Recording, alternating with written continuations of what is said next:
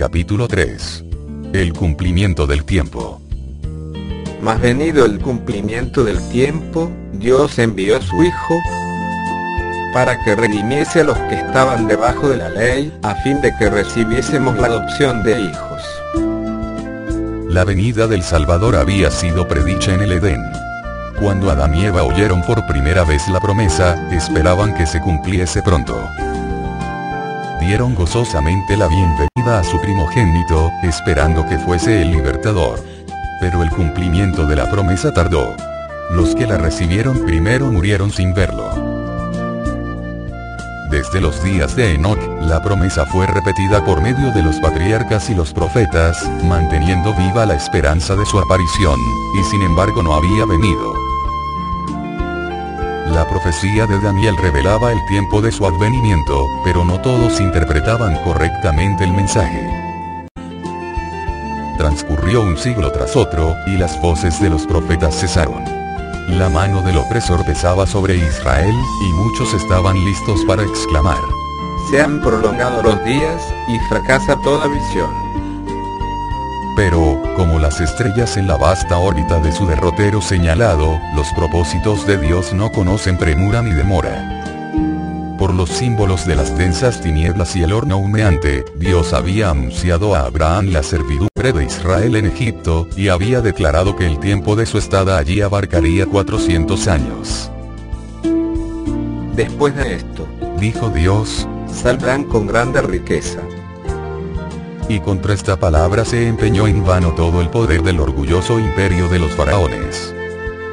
En el mismo día, señalado por la promesa divina, salieron todos los ejércitos de Jehová de la tierra de Egipto. Así también fue determinada en el concilio celestial la hora en que Cristo había de venir. Y cuando el gran reloj del tiempo marcó aquella hora, Jesús nació en Belén. Mas venido el cumplimiento del tiempo, Dios envió a su Hijo. La providencia había dirigido los movimientos de las naciones, así como el flujo y reflujo de impulsos e influencias de origen humano, a tal punto que el mundo estaba maduro para la llegada del libertador. Las naciones estaban unidas bajo un mismo gobierno. Un idioma se hablaba extensamente y era reconocido por doquiera como la lengua literaria.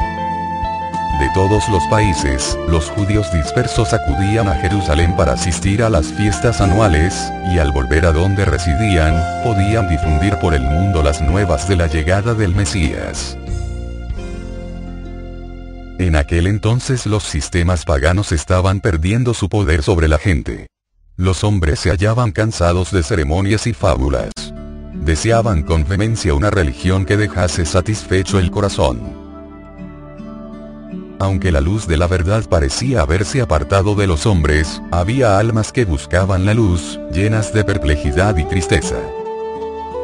Anhelaban conocer al Dios vivo, a fin de tener cierta seguridad de una vida allende la tumba. Al apartarse los judíos de Dios, la fe se había empañado y la esperanza casi había dejado de iluminar lo futuro. Las palabras de los profetas no eran comprendidas. Para las muchedumbres, la muerte era un horrendo misterio. Más allá todo era incertidumbre y lobreguez. No era solo el lamento de las madres de Belén, sino el clamor del inmenso corazón de la humanidad, el que llegó hasta el profeta a través de los siglos. La voz oída en Ramá, grande lamentación, lloro y gemido. Raquel que llora a sus hijos, y no quiso ser consolada, porque perecieron. Los hombres moraban sin consuelo en región y sombra de muerte. Con ansia en los ojos, esperaban la llegada del libertador, cuando se disiparían las tinieblas, y se aclararía el misterio de lo futuro. Hubo, fuera de la nación judía, hombres que predijeron el aparecimiento de un instructor divino. Eran hombres que buscaban la verdad, y a quienes se les había impartido el espíritu de la inspiración. Tales maestros se habían levantado uno tras otro como estrellas en un firmamento oscuro, y sus palabras proféticas habían encendido esperanzas en el corazón de millares de gentiles. Desde hacía varios siglos, las escrituras estaban traducidas al griego, idioma extensamente difundido por todo el Imperio Romano. Los judíos se hallaban dispersos en todas partes, y su espera del Mesías era compartida hasta cierto punto por los gentiles. Entre aquellos a quienes los judíos llamaban gentiles, había hombres que entendían mejor que los maestros de Israel las profecías bíblicas concernientes a la venida del Mesías. Algunos le esperaban como libertador del pecado. Los filósofos se esforzaban por estudiar el misterio de la economía hebraica. Pero el fanatismo de los judíos estorbaba la difusión de la luz. Resueltos a mantenerse separados de las otras naciones, no estaban dispuestos a impartirles el conocimiento que aún poseían acerca de los servicios simbólicos. Debía venir el verdadero intérprete. Aquel que fuera prefigurado por todos los símbolos debía explicar su significado. Dios había hablado al mundo por medio de la naturaleza, las figuras, los símbolos, los patriarcas y los profetas. Las lecciones debían ser dadas a la humanidad en su propio lenguaje. El mensajero del pacto debía hablar. Su voz debía oírse en su propio templo. Cristo debía venir para pronunciar palabras que pudiesen comprenderse clara y distintamente.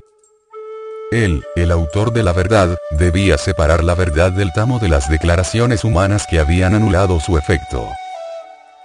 Los principios del gobierno de Dios y el plan de redención debían ser definidos claramente. Las lecciones del Antiguo Testamento debían ser presentadas plenamente a los hombres. Quedaban, sin embargo, entre los judíos, almas firmes, descendientes de aquel santo linaje por cuyo medio se había conservado el conocimiento de Dios.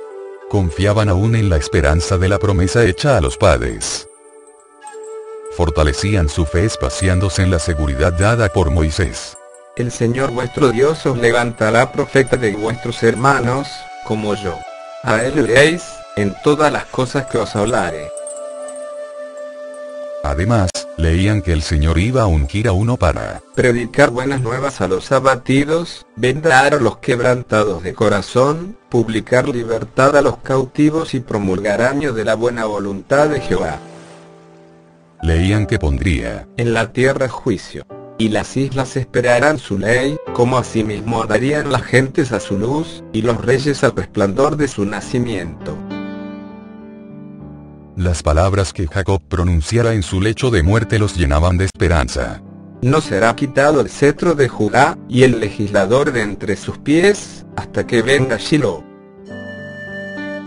El desfalleciente poder de Israel atestiguaba que se acercaba la llegada del Mesías.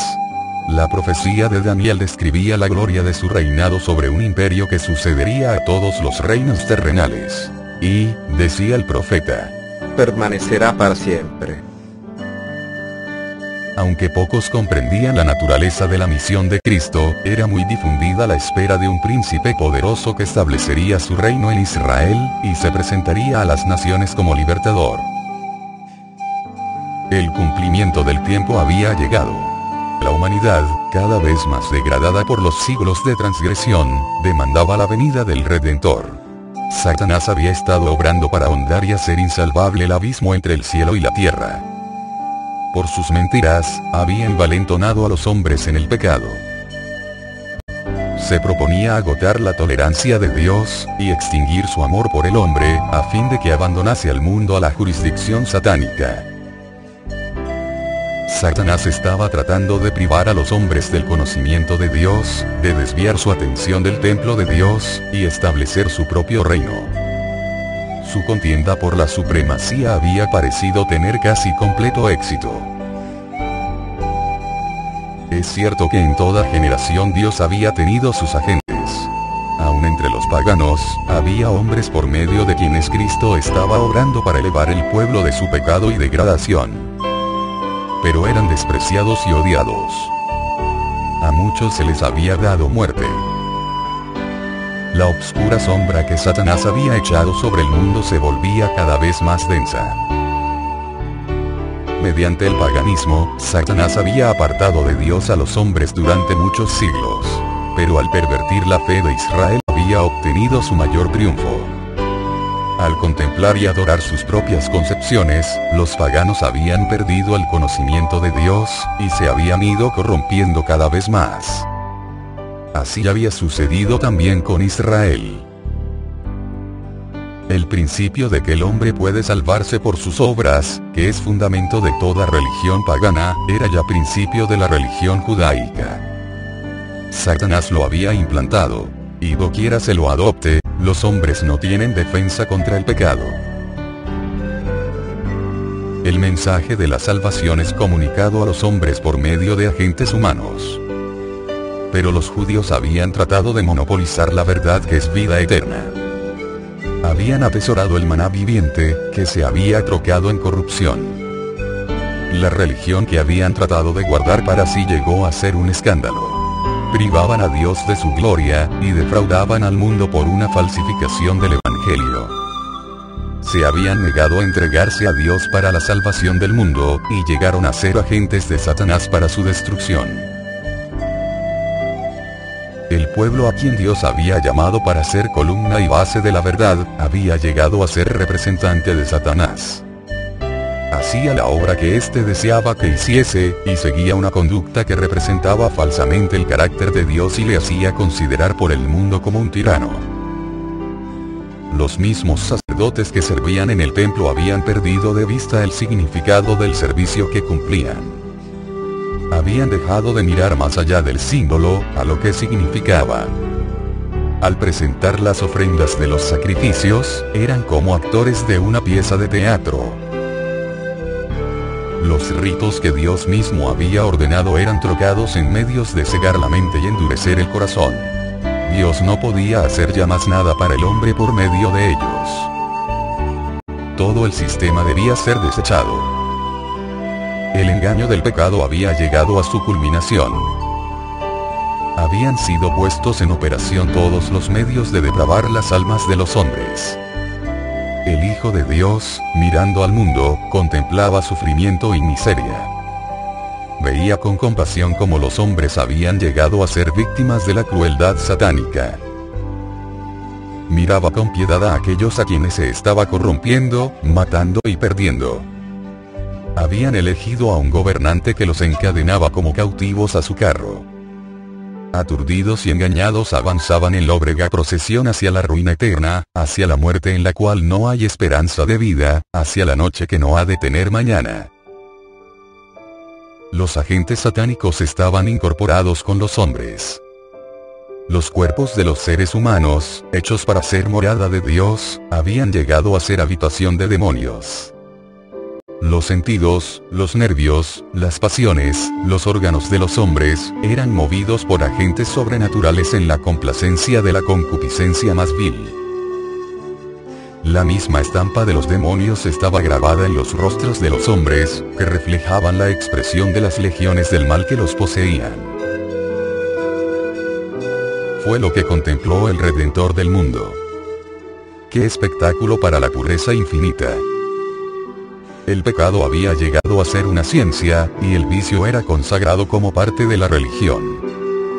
La rebelión había hundido sus raíces en el corazón, y la hostilidad del hombre era muy violenta contra el cielo. Se había demostrado ante el universo que, separada de Dios, la humanidad no puede ser elevada. Un nuevo elemento de vida y poder tiene que ser impartido por aquel que hizo el mundo. Con intenso interés, los mundos que no habían caído habían mirado para ver a Jehová levantarse y barrer a los habitantes de la tierra. Y si Dios hubiese hecho esto, Satanás estaba listo para llevar a cabo su plan de asegurarse la obediencia de los seres celestiales. Él había declarado que los principios del gobierno divino hacen imposible el perdón. Si el mundo hubiera sido destruido, habría sostenido que sus acusaciones eran ciertas. Estaba listo para echar la culpa sobre Dios, y extender su rebelión a los mundos superiores. Pero en vez de destruir al mundo, Dios envió a su Hijo para salvarlo. Aunque en todo rincón de la provincia enajenada se notaba corrupción y desafío, se proveyó un modo de rescatarla. En el mismo momento de la crisis, cuando Satanás parecía estar a punto de triunfar, el Hijo de Dios vino como embajador de la gracia divina. En toda época y en todo momento, el amor de Dios se había manifestado en favor de la especie caída. A pesar de la perversidad de los hombres, hubo siempre indicios de misericordia. Y llegada la plenitud del tiempo, la divinidad se glorificó derramando sobre el mundo tal efusión de gracia sanadora, que no se interrumpiría hasta que se cumpliese el plan de salvación. Satanás se estaba regocijando de que había logrado degradar la imagen de Dios en la humanidad. Entonces vino Jesús a restaurar en el hombre la imagen de su Hacedor. Nadie, excepto Cristo, puede amoldar de nuevo el carácter que ha sido arruinado por el pecado. Él vino para expulsar a los demonios que habían dominado la voluntad. Vino para levantarnos del polvo, para rehacer según el modelo divino el carácter que había sido mancillado, para hermosearlo con su propia gloria.